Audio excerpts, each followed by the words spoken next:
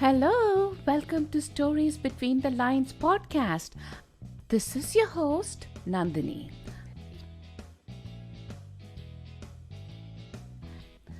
You've surely heard or read this phrase before, always wear your invisible crown. I have too, many times. Not once did I stop and think about the meaning of this statement until a couple of months ago when I saw it imprinted on a mason jar at a store. And this beautiful mason jar had a crowned lid. These words can mean different things to different people. But when I saw this beautiful jar, I thought, wouldn't it be nice if we as individuals can fill this pretty mason jar with all things we love about ourselves? A little self compassion, self kindness can be really good for our mental health, don't you think?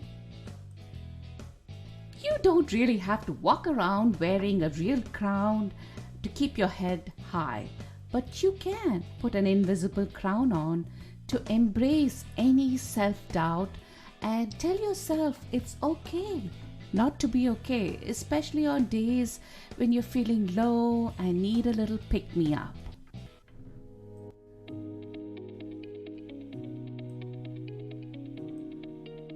We all have stories to tell, and no story is ever too big or too small.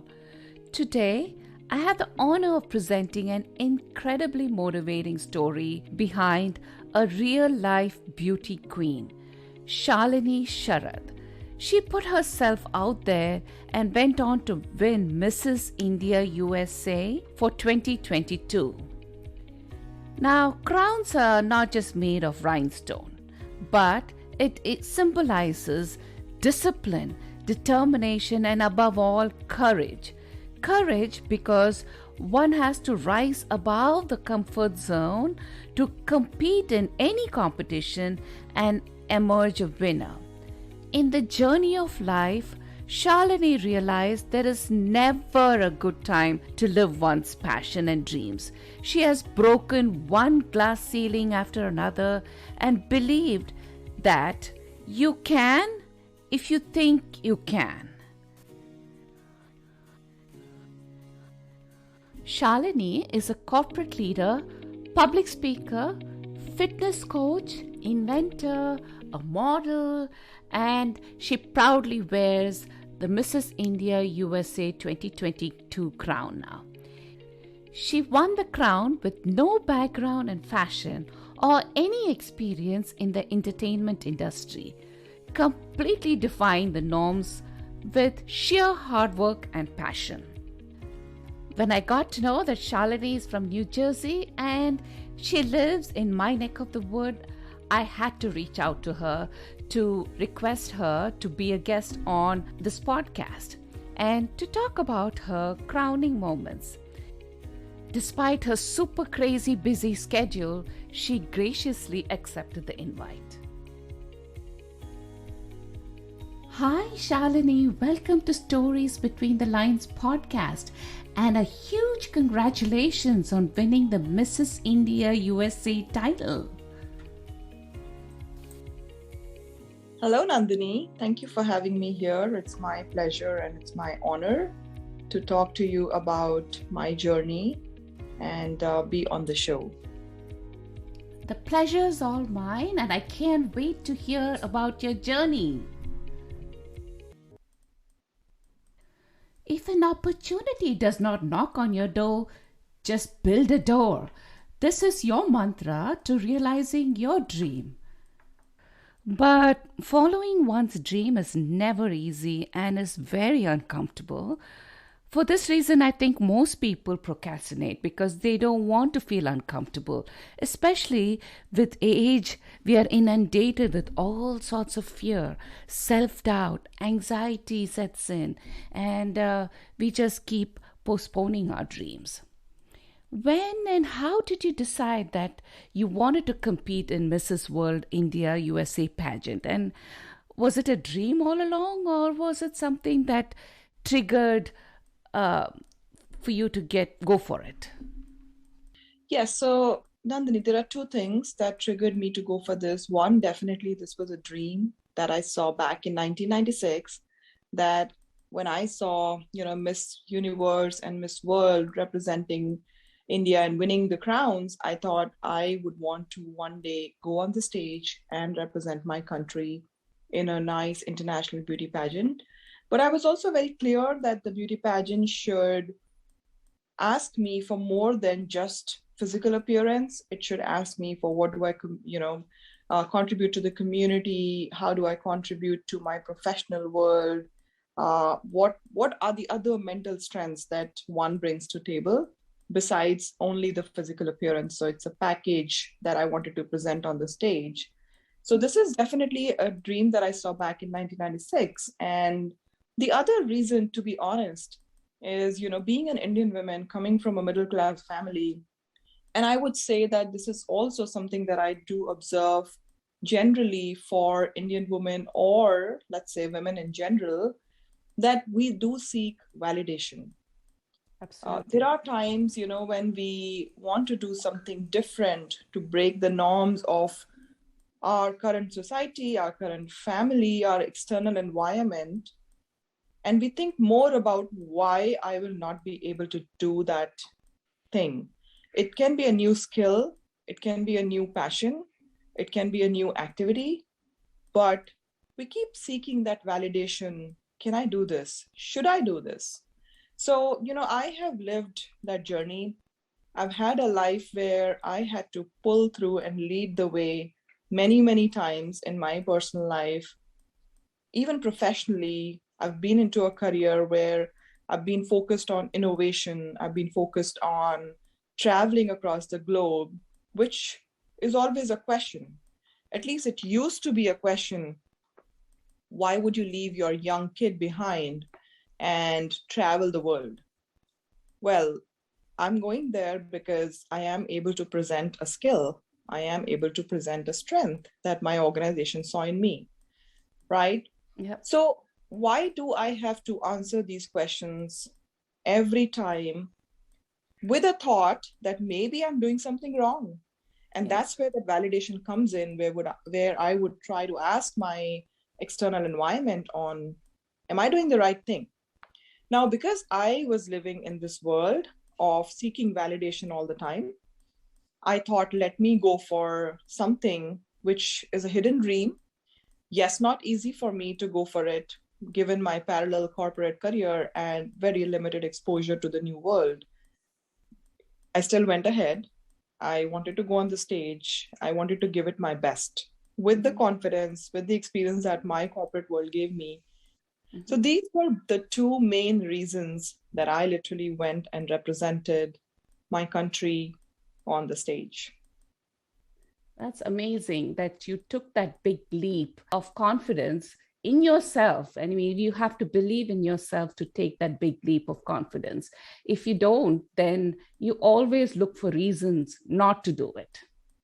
And you're always seeking validation. I think for men, no, it's not that they don't get validated or they don't have self-doubt, but I think women, as you said, when especially in the 21st century where we are managing a career and kids and trying to be a super mom in ways that we know, but at the same time, that gives rise to a lot of self-doubt because we are trying to do too many things and we can't be experts in everything.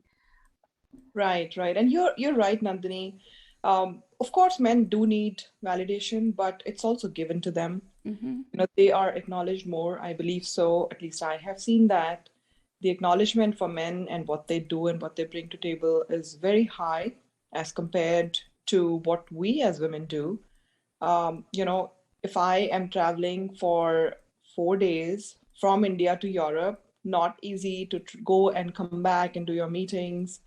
I would be questioned back home by not probably not by my family, but many other Others. people Mm-hmm. saying that, oh, you did leave your young son behind. But Yeah. the same thing, if a man from my family was doing, it was like accolades to him, Yeah. right? Absolutely. When it comes to beauty pageant, actually, when it comes to any competition, there are two sides. I think, especially in recent times with beauty pageants, there's a positive and negative aspects. In recent times, there has been a lot of focus on the negativity of beauty pageants, as many believe it promotes an unhealthy and almost unrealistic expectation of beauty.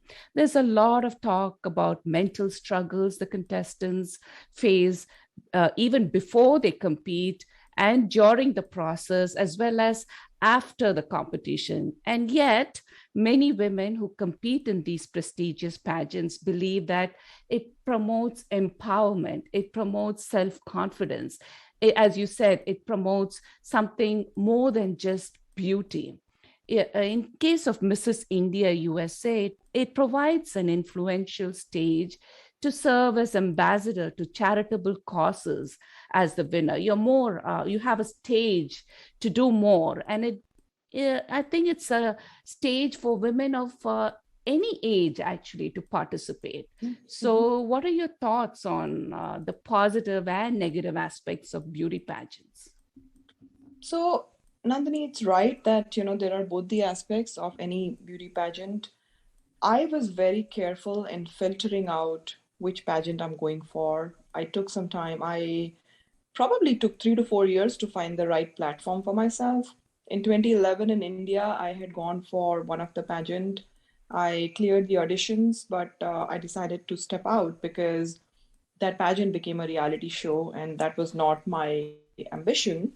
Mm-hmm. So this one gave me a platform to talk about, for example, when we were sharing our introduction and our bio on ourselves, we had to really talk about what do we really carry besides just the physical appearance. This was not about how you look. This was not about your height and your figure and those things. This was more about how much confidence you have. They trained us a lot in terms of our stage walk, in terms of our smiles, our poise, everything. So it was very fair to pretty much everyone the way they were training all the delegates. So we all had equal opportunity. Now it's up to us to go forward and present what we carry, right? But what do I really write in my bio? What are the strengths that I bring to table? How do I represent the culture, right? Those are the things that were promoted. So it takes time to find the right platform, but I did take a few years. Yes, there are some pageants that I've heard of where probably the focus is not on the overall personality, but it's more about how one looks. I would refrain from getting into those situations because there are, and this is something that is across, in our corporate world also, we see that Mm-hmm. we will always have situations where we will find the right right set of people, the right let's say trendsetters, the right organizations versus the ones where we're never going to get promoted, or we're not really going to make an impact on the organization or on the community.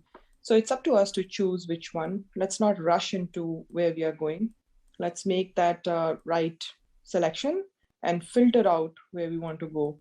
So it will always be a mixed bag, but we need to make our choice. Yeah, one of the things I was curious about Mrs. India pageants is, it is for married women, right? Am I right? Or you might be Not, married in the sense you don't have to be married, but it is for, um, but yeah. these are more like yourself. You're very accomplished. I'm sure there are other women who competed, you know, are equally accomplished, and yet they're here to compete, to show the world who they are or what they've been through. So what is Mhm. the general persona of the participants in these competitions? So, in the pageant that I had gone for, only India, I would say we had a representation in all age groups. So, for example, coming from 20s, 30s, 40s, and 60s. So that was the kind of Wow. women we were all on stage together, empowering each other. everybody had a different kind of phase that they're living in their lives, and the strengths that they were bringing on stage were very different, the experience levels, the confidence. So it's not that it is only a particular age group.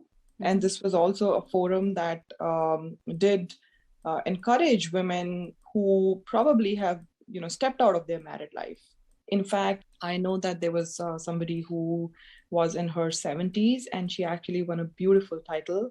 So, these things empower women. Not everybody's coming for a particular title, but people are coming there to just bring their confidence and smile on the stage, empower each other, just empower themselves. So when I saw that all age groups are there on the stage, I was really happy that I have chosen the right forum for myself. So this really proves that age is only a number, so you can do it at any age. Absolutely. Well, I'm in my 40s, and during my preparation, I heard from many of my people in my social circle that I was going through midlife crisis because what would it really give me? Well, what it gives me is confidence and smile and happiness. And one of my dream will be fulfilled just to be there. But that's not what everyone thinks. People think now if you're in your 40s, you are going through midlife crisis, and maybe that's why you're trying to prove yourself. So that was actually my follow-up question was, whether you're competing in a beauty pageant or just leading your everyday life, people will always judge you. The only difference is in beauty pageants, people are paid to judge you, but in real life, they do it for free. I mean, you can choose to lock yourself up and, not come out, or let people be wrong about how they judged you. I think you kind of answered this part of the question is during the process of participating in the pageant. And, after being crowned, I'm sure people are constantly sizing you up as a beauty queen. So, but how do you deal with it on an everyday basis?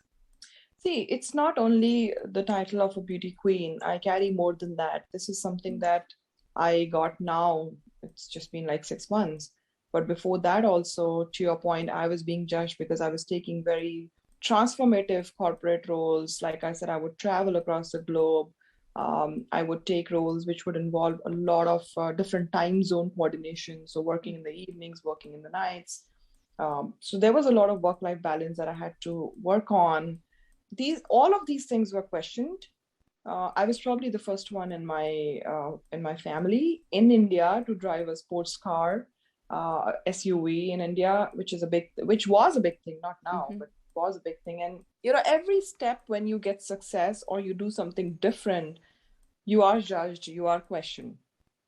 So the point is, whether it's a pageant or it's something else in terms of our profession, or just inner strength that we carry as women to multitask, to pull things together, to get our family out of a situation, to celebrate life, we are always judged and questioned, right? So I believe in the fact that it is my own inner strength that can either make me happy or make me sad.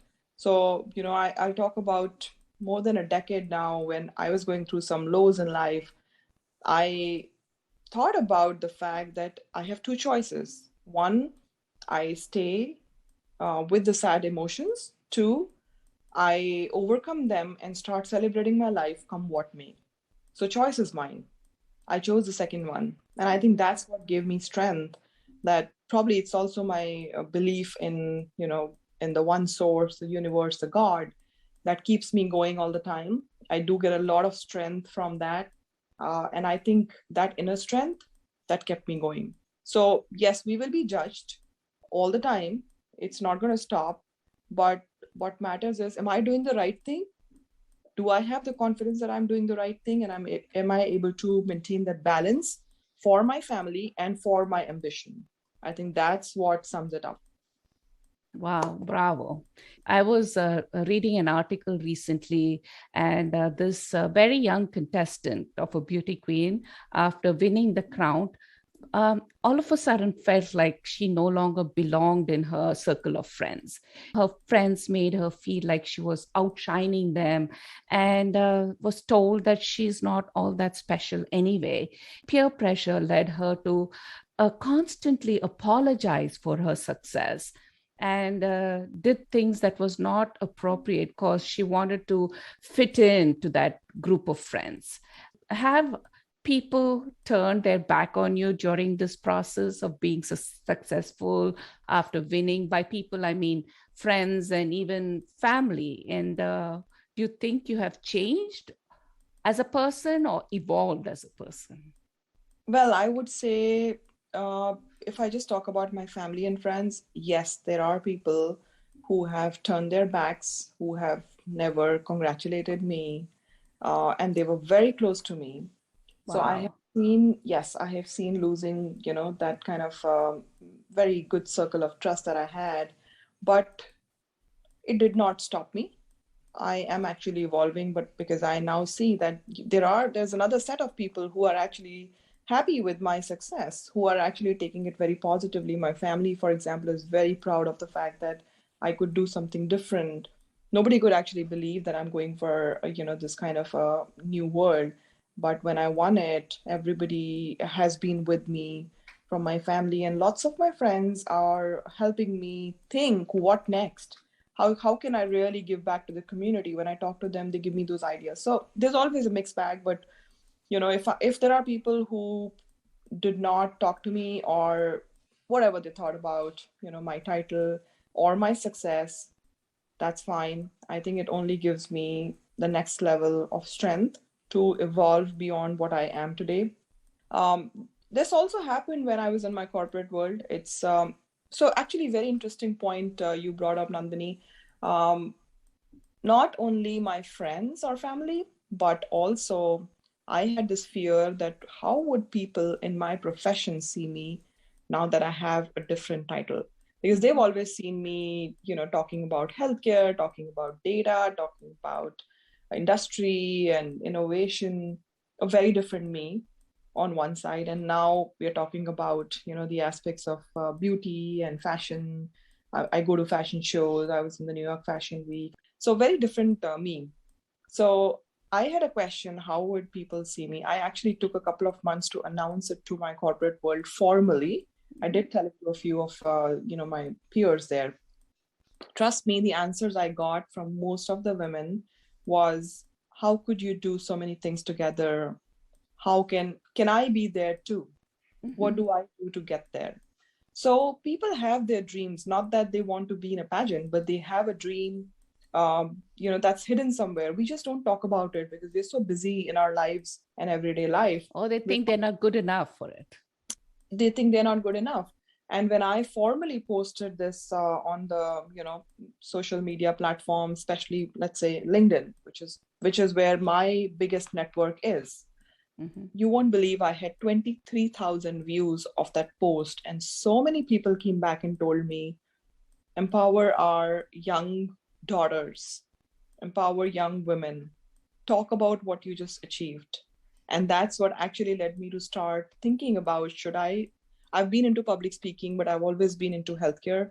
So because people were asking me to share my journey, because my people were asking me to talk about the new world and why I got into this and what were the challenges I faced, I think that's what led me to now really start speaking from an inspiration standpoint, from a motivation standpoint. I'm doing a lot of keynote speaking in universities, corporates, TV and radio shows as well.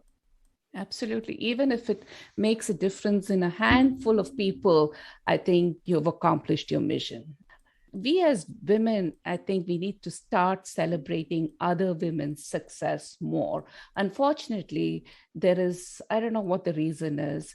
It's not happening enough. I remember listening to Indira Nooyi, the chairman and CEO of PepsiCo, when she said, as women, we don't help each other enough. I mean, she was talking about the differences in the way men and women treat one another with regards to criticism.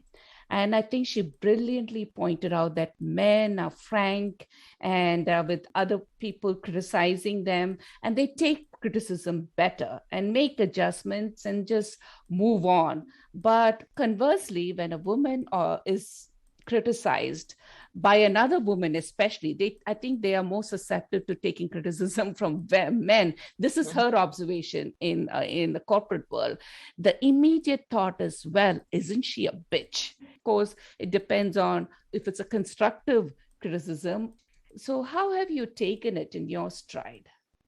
You're right, Nandini. So there are always, I've actually heard this, from Indra Nooyi. Yeah. And this is right that women can empower each other or women can pull each other down.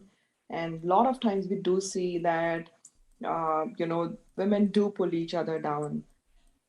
I have been very lucky to somehow pick and choose that circle of mine for me to understand. It took me a lot of time, of course, to understand what is the other person thinking and how would that person be able to support me, or will I be able to support that person? And that's generally women I'm talking about. So if I feel that there is any kind of jealousy that women have or any kind of negative competition, it's not healthy. I step away from that circle and I actually somehow end up in a circle of women who are empowering each other. So I would always give an opportunity to any other women from my circle if I see that there's an opportunity for her. If I can, give them a chance to say, hey, you know what, there's a show going on. Why don't you go and, do whatever, present, talk, whatever is your strength. Or let's say, any kind of collaboration opportunity where I feel that other women can add a lot of value, I would go and do that. And I think this comes only if we have confidence on ourselves, Absolutely. That's what right? I If was, I don't yes. have confidence in my own capability, then of course I will keep competing with others in a very negative way. And that's where the point that you just made, uh, that that mentality of pulling each other down, that comes even for my pageant or my corporate world. I've always thought about the fact that I'm only competing with myself. Let Mm-hmm. me make a better version of where I am today. And I will find the path to success. And I will also find the right set of men and women who will walk along with me, who will be my support system, who will be my network.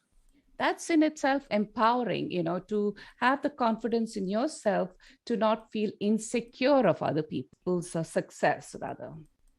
Yeah, because we all start thinking about the fact that all the outcomes and results are given to us by other humans. I Mm-hmm. am a believer of the fact that all the outcomes and any result that I get is not given to me by any human, it's given to me by God. So, Yep. what am I trying to do?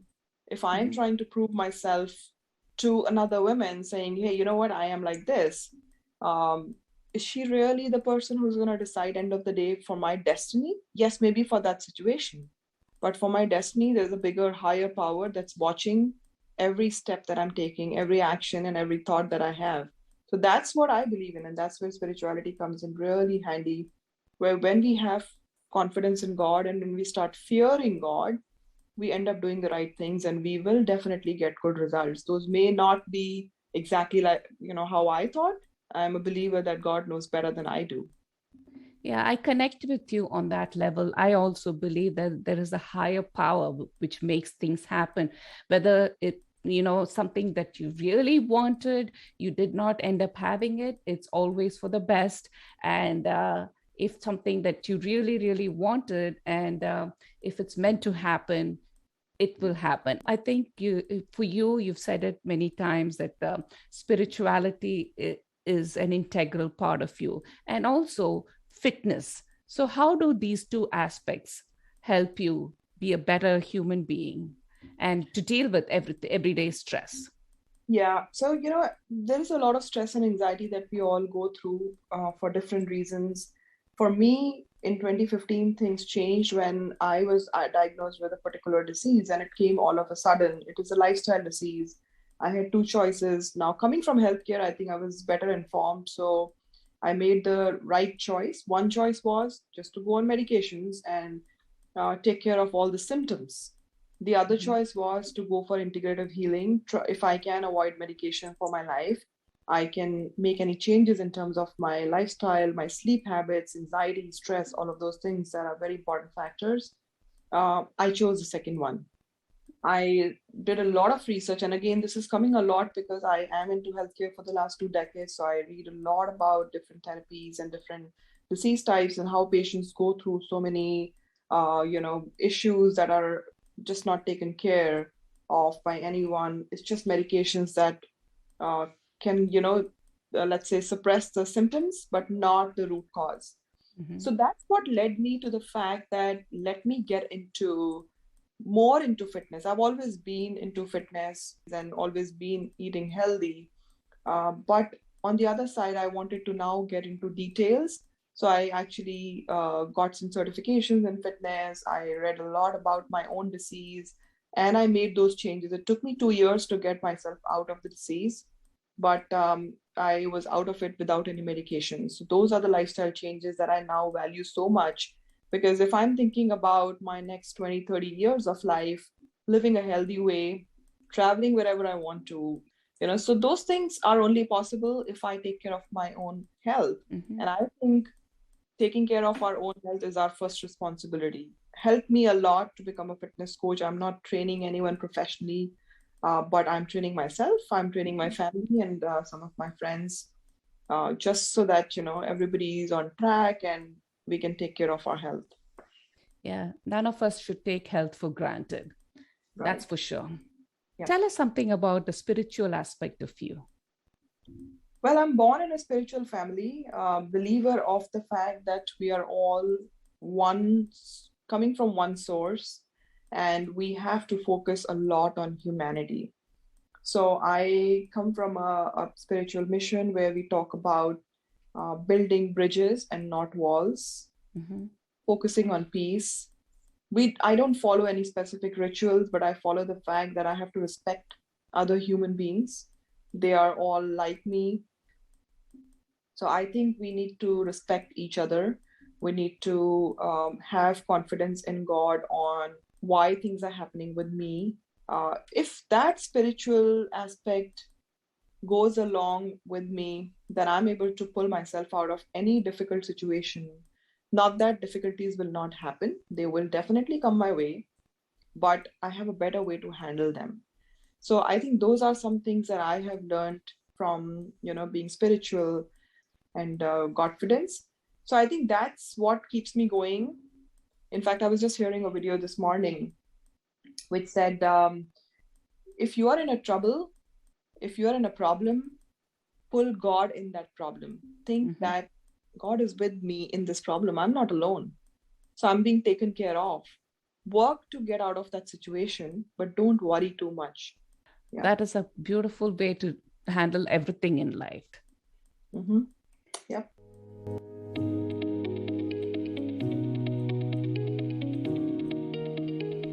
You are listening to Stories Between the Lines podcast, a conversation with the beautiful guest Shalini Sharad, the winner of Mrs. USA, Mrs. India USA 2022.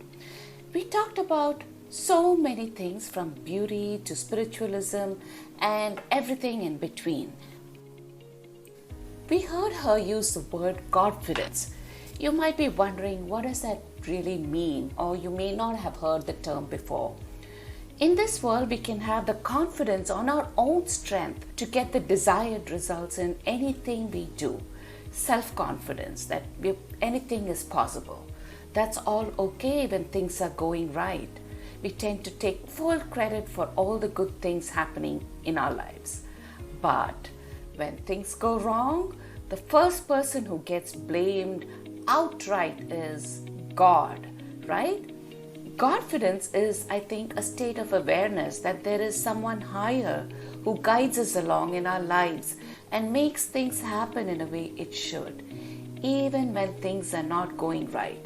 A belief or confidence that things are going to be okay, it's going to get better.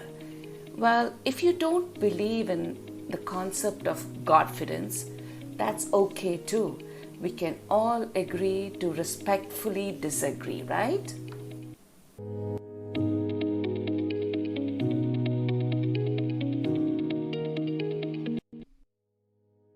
Shalini, as we come to the end of this episode, What's the one message or advice you want every person listening to this episode to take away from your experience in life? The one message that I would want to really give to everyone is that we all have inner strength. It's just hidden somewhere, or maybe we have identified that strength. Whatever is the case, let's not seek for validation again and again. Let's go after anything that we love to do and find that inner strength to give us more and more power to go and achieve those dreams of ours, to live that passion of ours. If you can dream it, you can do it.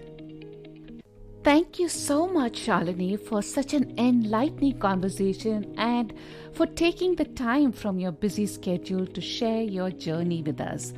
It was such a pleasure having you as a guest on this podcast. Nandini, I wanted to really thank you for giving me this opportunity to be on this podcast. What I really liked about the podcast, first of all, is the theme, the story between lines.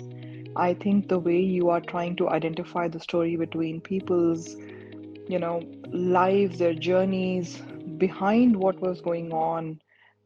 If somebody is an achiever, then what was really going on behind the scenes? What were the challenges and what were the wins? I think these insights are really important to share, and it is going to be inspirational for everyone as we hear more and more stories of people who are fighting some challenges or who are trying to achieve their dreams despite fighting against odds. So it's a brilliant initiative. You're really empowering all of us. Thank you for bringing this kind of a forum to life. Thank you so much for those kind words. It really means a lot coming from you. It is such a great feeling to connect with people through stories. Before ending this episode, I wanted to present an audio clip of Shalini's crowning moments at the Mrs. India pageant held in November of 2021. Among the 40 delegates from Latin America, Asia, and Europe, she represented India with so much pride and confidence, beauty, and grace. It was such a celebratory moment when the confettis fall all around her as she's announced the winner. You can watch the full video of this crowning moment and also get to know more about Shalini on betterourbest.com website.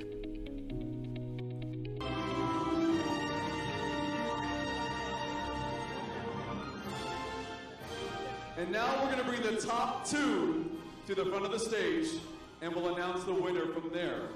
Top two is Sonia Dave and Shalini Madan Sharad.